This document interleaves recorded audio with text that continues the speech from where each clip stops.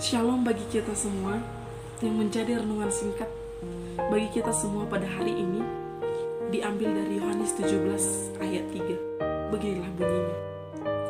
Inilah hidup yang kekal itu, yaitu bahwa mereka mengenal Engkau, satu-satunya Allah yang benar, dan mengenal Yesus Kristus yang telah Engkau utus. Saudara yang terkasih dalam Yesus Kristus, pada dasarnya Allah adalah misteri, tetapi juga pribadi yang mudah kita kenal dan kita ketahui. Bagaimana Allah bisa kita kenal, bisa kita ketahui, bisa kita percayai? Yaitu ketika Ia berkenan memperkenalkan dirinya kepada kita, dan dengan matahari kita boleh dapat melihat kuasanya. Mustahil kita mengenal Allah jika Allah itu sendiri tidak menyatakan dirinya kepada kita. Karena pikiran kita, kemampuan kita sangat terbatas untuk tahu siapa itu Allah. Tetapi Allah Maha Kuasa, Maha Pencipta, Maha Adil, dan Maha Tahu. Orang yang dapat mengenal Allah adalah orang yang mengerti dan memahami Allah melalui pengalaman pribadinya, pengalaman hidupnya. Kita tidak dapat mengutarakan bagaimana dan sebesar apa iman kita kepada Yesus Kristus. Tetapi iman itu hanya dapat dirasakan dan dilakukan. Iman hanya dapat ditunjukkan melalui sikap dan perbuatan yang benar dan berkenan kepadanya dalam kehidupan kita sehari-hari. Pengenalan yang benar akan Allah juga tidak dapat secara spontan, tetapi memiliki proses hidup. Sama seperti seorang bayi ketika dia baru lahir dan berumur 0-3 bulan, dia belum mengenali yang mana wajah orang tuanya. Tetapi setelah berumur 6 bulan sampai 1 tahun, dia sudah mengenali seperti apa wajah orang tuanya. Saudara yang terkasih dalam Yesus Kristus, bagaimana atau dari mana kita dapat mengenal Allah?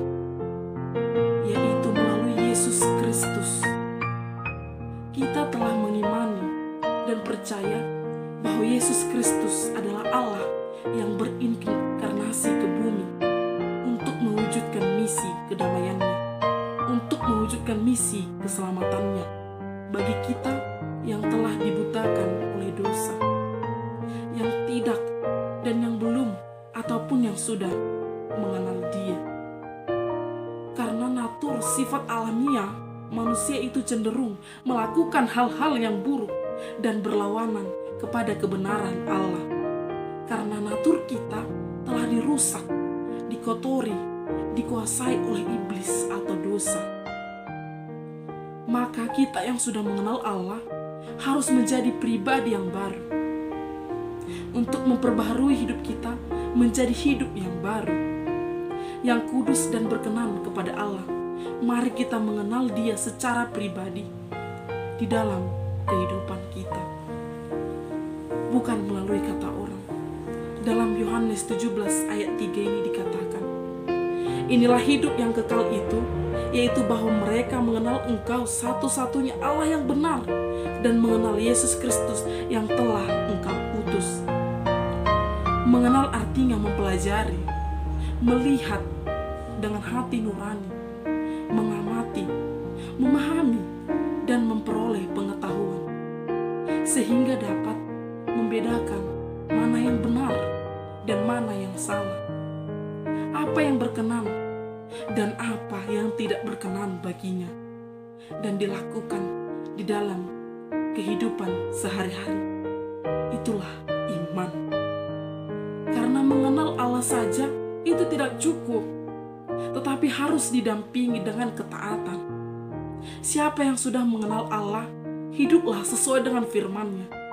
Di dalam Yohanes 8 ayat 55 dikatakan, padahal kamu tidak mengenal Dia, tetapi aku mengenal Dia. Dan jika aku berkata, aku tidak mengenal Dia, maka aku adalah penipu berdusta, sama seperti kamu, tetapi aku mengenal dia dan aku menuruti firman-Nya. Maka siapapun yang mengatakan ia mengenal Allah tetapi tidak melakukannya, maka ia adalah pendusta. Sama halnya seperti ilmu yang telah kita terima di sekolah.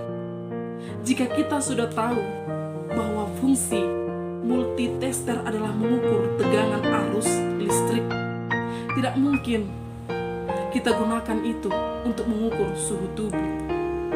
Atau dalam peraturan lalu lintas, jika kita sudah tahu aturan dalam berkendaraan, tentu kita juga harus menaatinya. Jika tidak, surat tilang akan melayang. Maka pengenalan akan Allah akan membawa kita pada kehidupan yang kekal. Sebab pengenalan itu menumbuhkan iman, dan iman itu mendorong dan mengarahkan kita pada perubahan hidup secara menyeluruh. Jika belum mengalami perubahan dan pertobatan, berarti kita belum sungguh-sungguh mengenal Allah. Untuk apa kita mengenal Allah? Karena Ia telah memurnikan hati kita, menyucikan jiwa kita, dan melepaskannya dari belenggu dosa dan dari kuasa maut, dan memberi kita damai sejahtera dan keselamatan serta hidup yang kekal. Maka dengan demikian, agar kita berkenan memperolehnya, mari undang Allah untuk berkenan memperkenalkan dirinya di dalam kehidupan kita masing-masing melalui keseharian kita, agar kita dapat merasakan pemeliharaannya, penyertaannya, dan kuasanya, sehingga kita dapat hidup sesuai dengan firman-Nya dan menjadi pribadi